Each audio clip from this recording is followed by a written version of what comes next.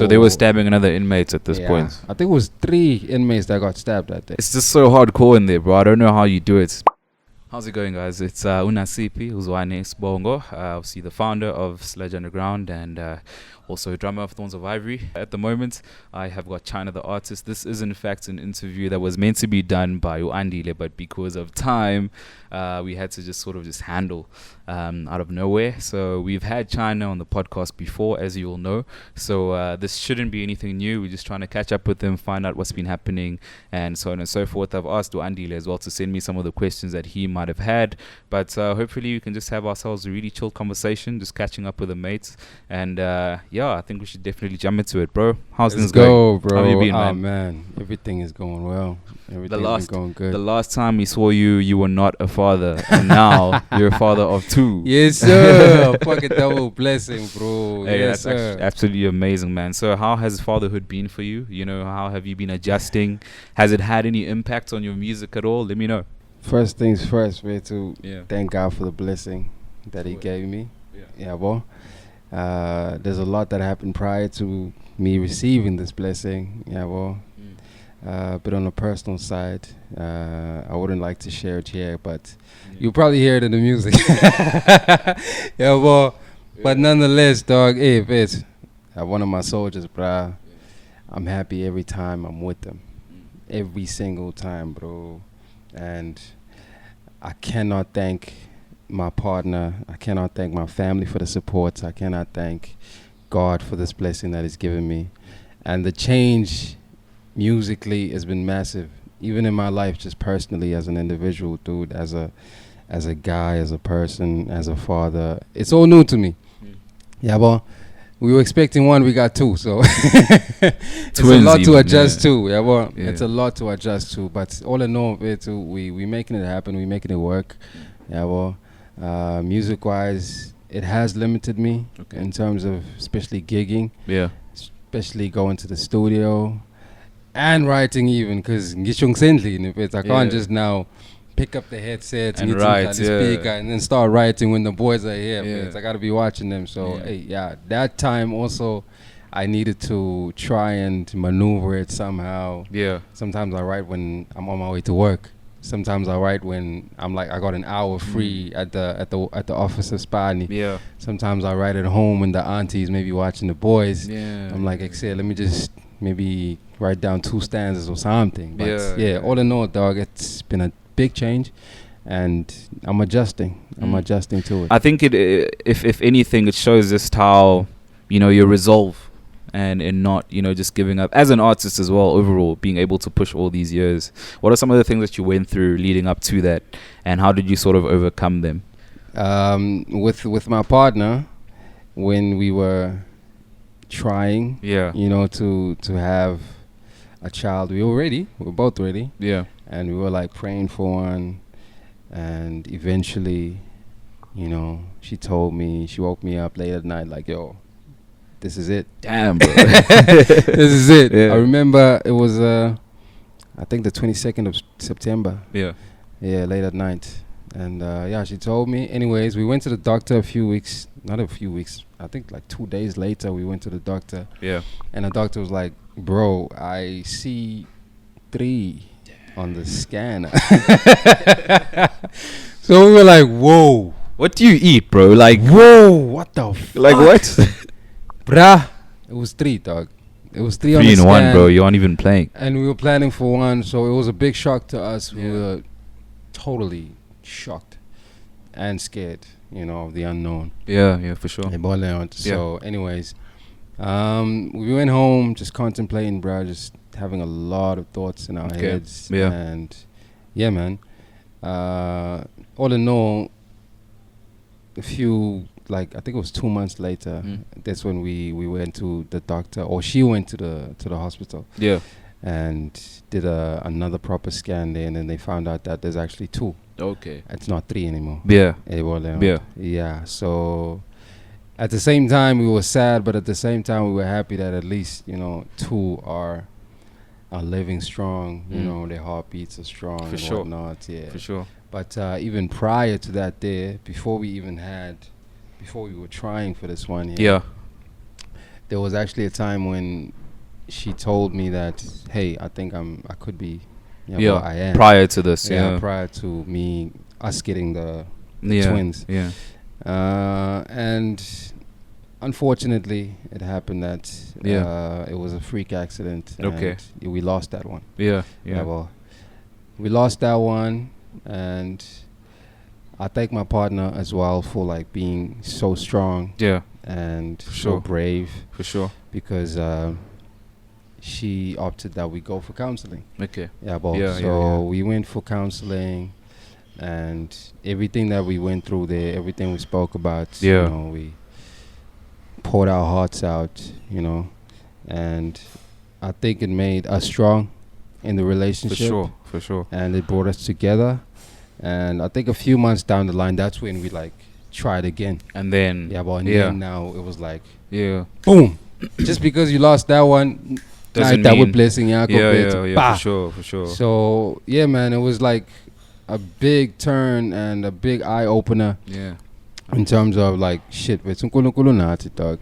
You know what I mean? No matter what we're going through, God is on our side. Yeah, for sure. And I thank my partner for sticking through it, for sticking and just being brave and being so strong through it all. Because I think without her, bro, it would be a bit difficult. It would be something else. Yeah, you know what? I relate to that, bro, because must have been in 2010, I think it was, and I don't even remember how old I was. Probably still doing grade 9. Yeah. And we were at home. I was due to have like a baby brother. And then, it didn't happen, due to something similar. So I know the feels, bro, as much as it wasn't my child, but, that excitement my mom had, that excitement the family had, and everything like that. True. Was very early, in the whole stages, but it was like, like teen, So there's always that expectation that, oh man, you get so excited, and then if it doesn't happen. Yeah. But as you say, bro, things took a complete, 180, and down the line, you guys, and you were telling me a bit before as well before we started, Woodsy, they've started, like using their walker and everything like that. Bro, it must be a really good experience raising your children right now. Beautiful, and the fact that it's Basala now. Yeah, my lady stays with me, the boys stay with me. It's the most amazing thing ever. It's the most amazing thing ever. Get to experience everything. Everything, everything. Damn, you know what I mean? From when they got out the hospital, we took them home. Yeah.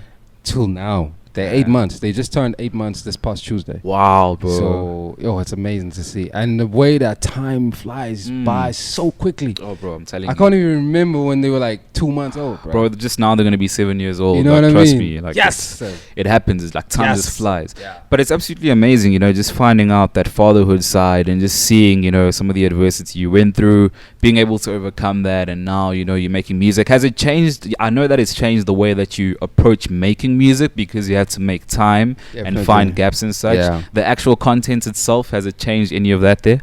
The content, I wouldn't say it's changed 100%, because I still make feel good music. Okay. You know what I mean? But I can say I found new inspiration in my children. Yeah. You know what I mean? In my soldiers. So they give me the most highest drive, dog. For sure. You know what I mean? Yeah. So even in the songs, some of the songs that I've written are about them. Yeah. And for them.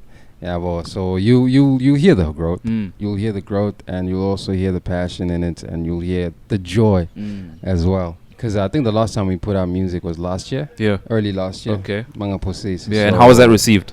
Yo, dog.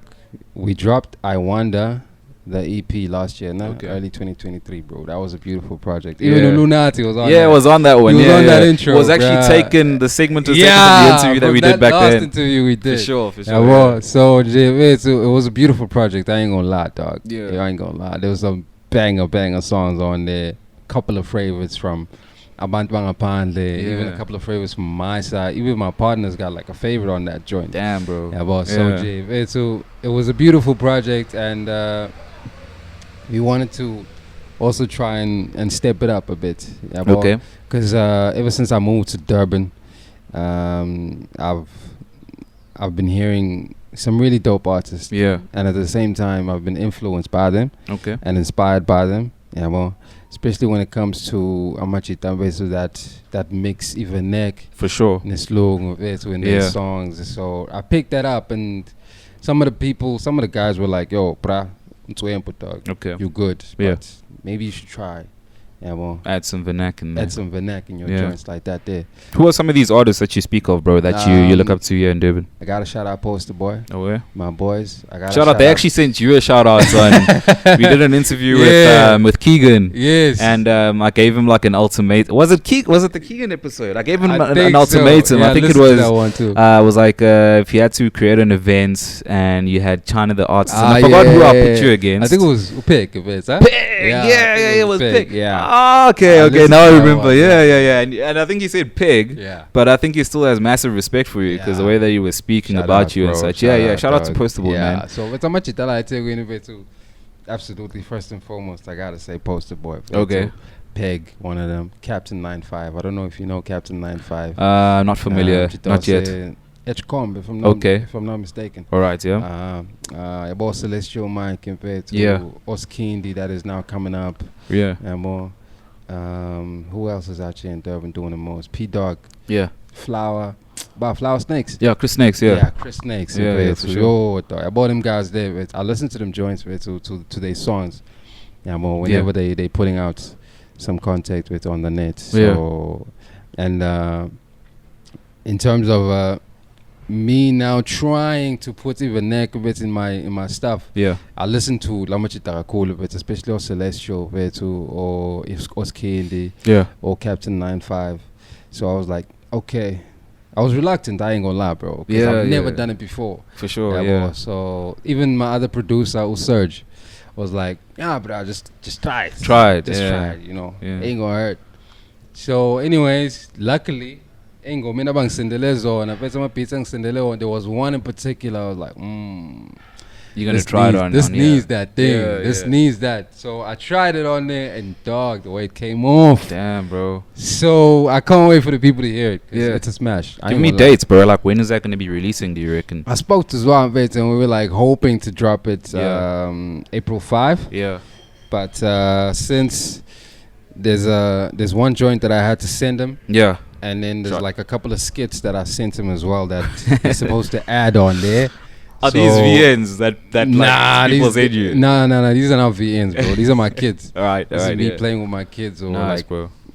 singing happy birthday to them and whatnot. Oh, it's gonna be beautiful. Yeah, so it's gonna be beautiful. I sent him that day and I said, please add these on the project as well. Yeah. And then as soon as we finalized all of that, then we'll set another date. So I don't think it's going to be April 5 anymore. Yeah. But it might be towards the end of April, I'm hoping. Oh, I'm super excited for that one, bro. I want to read some of the questions. We're near the tail end of the interview. Some questions that were sent through by Andile as well, since he could not make it. Yeah. So he was like, I was basically going to ask him how things have been for him since the last time we had him on, how COVID affected him. I guess that would be the first one. How did COVID affect you? Because a lot of people were affected negatively by that there. True story. So for you, how did that sort of impact your music, especially? My music especially. Yeah. Music-wise, it actually gave me more time. Okay. It actually gave... Because we were home, bro. So it's more... You're right. So it gave me and Zwa more time for the creative side to like flourish. Did you go to Freiheit? Where's I was actually here in Durban. In Durban, okay. The whole time. Because during that time I was still training. Okay. Yeah, well, I think we had just finished the training. For sure. And then we were supposed to sign a permanent contract. Yeah. Then we couldn't. Yeah, well, so that affected work. Yeah. In terms of me starting my permanent contract early. Yeah. But anyways, with music, dog, it gave me more time to write, plan out, and just be more creative, have more freedom. And I think in that year we probably put out Connect, the Connect EP. Yeah. And it had really, really dope joints, bruh. I want to know, bro, you mentioned your job, your 9 to 5. What's the craziest thing you've seen in prison? I would say my first pagama bit. What happened? Pagama means when inmates stab other inmates. Yeah. So they kneeling down here. Yeah. Kuna matroli la ngaphambi kwabo. Okay. There's sentenced offenders which are serving them. So these people all chilling in like one area, like one spot. Yeah, one spot. So line by line. Yeah. they sitting like 5. Yeah. So line by line, they go on the trolleys. They get their porridge, maybe they bread, Yeah. maybe some tea, and then they go back to their cells. Yes. Yeah, well, so during that time when they were kneeling down, I think it was probably like 2 or 3 of them that just jumped up with some some weapons of some sort, homemade, Homemade, bro. So it's either they wrap them up, Yeah. maybe fast there, like a broken window, sharpened end, they wrap it up in plastic. Yeah. They stab you with that there, or somewhere. So they were stabbing another inmates at this point. I think it was 3 inmates that got stabbed that day. It's just so hardcore in there, bro. I don't know how you do it, because even your life is like not safe, really. Exactly. You know, because they can also just turn it around to you instead of other inmates. Yeah. You know, so what does it take for you to actually have enough liver to actually go through that? Yeah. Hey, my dog, I'm gonna tell you, honestly speaking, whenever we go inside, we pray. Okay. We pray first and foremost that nothing happens. Let this not be the day that I don't come out of here, bro. Because coming out of there is always, I'm always grateful. Yeah. You know, because anything can happen at any time, anywhere. Yeah. Yeah, well, it's not like it's gonna happen in the section only. Yeah. Yeah, well, it can happen on your way escorting a prisoner to a hospital. Yeah, for sure. Yeah, well, or just walking up the ramps in the prison. You know what I mean? out of nowhere. So we gotta be on our guard at all times. Yeah. I try to be on my guard at all times. Yeah. Yeah, well, especially when I enter those sections where I know yeah, it's dangerous. Anything can happen. Anything can during happen. Either serving of breakfast or lunchtime. Yeah. Inmates are all about in the courtyard, boy. Yeah. Yeah, so even on the ramps, I make sure I carry my security equipment. Yeah, whether it's just to be safe, just to make sure. Pepper sprays or bonfire, okay. Yeah, I try to be on my guard, dog, at all times. Aware. Every time I'm inside, I always pray like, yo, let not anything bad happen today. Yeah, for sure. Because even if I sit by a parama, they don't stab me. Obviously, we got to diffuse the situation. Yeah. And by diffusing the situation, your life is in danger. We gotta, use that minimum force. Yeah, that force. Yeah, for sure. Well, and it happens when you use minimum force and you can see it's okay. But maybe he's not that hurt. Yeah, he's bleeding on the head, and then you take him to a hospital. All of a sudden, this guy passes away in a week. Yeah, well. Yeah. Now that's a case on you. Oh, you see what I mean? Now it's heavy. on me. He's the one that stabbed another inmate. Yeah. I had to use minimum force to diffuse everything. Yeah, man. All of a sudden, to say I show no for it. Oh. Yeah, well. So it can happen both ways. Yeah, definitely, bro. So we always got to be. Yo, that is very hectic, bro. Just to round off, what are your thoughts on the Durban scene, just the Durban hip-hop scene specifically? Like, I'll share my thoughts with you because personally, I'm gonna be honest with you, I'm not a massive fan of how things work in the hip-hop community in Durban. Of just some of the experiences that I've had with individuals and certain artists, hip-hop artists, has put me off. And the reception for something like Sludge Underground as well in the hip-hop community versus the alt community. For me personally, I just feel like the alt community is a lot more supportive. There's a lot more unity. You're able to be yourself in there and not have to put up any appearances. I feel like with hip-hop, it's more about status, who you know, and what someone can gain from you. So I try to sort of stay away from the hip-hop community. Like, you and I are homies, so that's why I even know you, as a hip-hop artist type thing. What are your thoughts on how the hip-hop cats move around in Durban and what the hip-hop scene is like in general? Before I came through to Durban, bro, even when I got here, I was like, yo, this is a perfect spot for me to continue growing my music, continue growing my fan base and my content, because it's not as quick and fast as Joburg is. Well, it's Joburg. I feel like there's a lot of pressure on you. For sure. You know what I mean? And then here, there's not a lot of pressure, but at the same time, I feel like there's not a lot of support coming back from the people outside. Yeah. Especially with hip-hop, hip-hop now. You know what I mean? And then with the guys that I can say, okay, maybe they're like up there or something like that there. I don't know. I don't know, my nigga. I don't know if, like you said, so you gotta be somebody for them to like welcome you in your circle, or maybe to invite you to a gig or something like that. There, especially with I'm a podcast, I'm a fan, you know, it's fucking tough to even get on there, bro. You know, and it should be accessible because you're a Durban artist. And you thinking I know it? So I got some music, I got some content. You guys are here in Durban. You were invited to one of them, hey, but I'm like, you send an email to today. Guys next reply thing, fucking 6 months down the line. So there's a lot of unprofessionalism there as well. You know what I mean? Because I had a lot of hope when I came through, bro. I thought, I know this is a perfect spot. What should people be doing better to make the hip hop scene better? I think we're too. Abone Friday is where I come from. Yeah. It doesn't matter who you are. It doesn't matter where you at, top or bottom. If you're doing hip hop, if you're doing music, you're welcome. Yeah. You're welcome, bro. Yeah. Hey, boy, and you're a king in Fayette, bro. I think Durban people don't realize that. They need to put respect on your name. I don't know what that did. But you're over to, especially since I'm a podcast basically now, but now I think it called up to, it's now they're popping up for real or something. They popping up. Hey, boy, now we have a radio station now. So nice. Now that we have these things, they invite you, bro. Yeah. They invite, no matter who you are. Yeah. You know what I mean? So I think the same sort of love and support for your peer. Yeah. In terms of if you're doing music, if you're doing hip hop, bro, come through. Yeah. Yeah, but let's help each other grow. You know what I mean? Durban needs more of that. Yeah, let's help each other grow. It's crazy because, as I say, in the alt community, that's very much there. You know, the way these artists and these people move, bro. Like the podcast that you're mentioning, it's like you can't personally reach out to them because it's sort of you perceived as now this fan, and you're like, oh my gosh, I'm reaching exactly when that's not even the case. Exactly. You know, that's not even the case. It's bro. The way that hip hop artists move was wild in Durban, but hey, what can we do, right? It is what can we do bro. At the end of the day? We just need to play our own part, you know. Yeah. Never been the one type to go with a towel.